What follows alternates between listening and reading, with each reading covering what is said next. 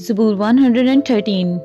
खुदावंद की शफ़क़त की तारीफ़ और सना। खुदावंद की हम्द करो, ए खुदावंद के बंदो हम्द करो। खुदावंद के नाम की हम्द करो, अब से अब तक खुदावंद का नाम मुबारक हो।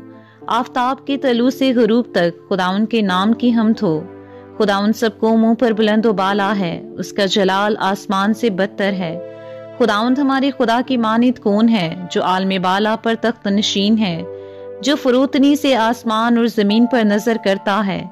वो मस्कीन को खाक से और मोहताज को मजबला पर से उठा लेता है, ताकि उसे उम्रा के साथ यानी अपनी कौम के उम्रा के साथ बिठाए।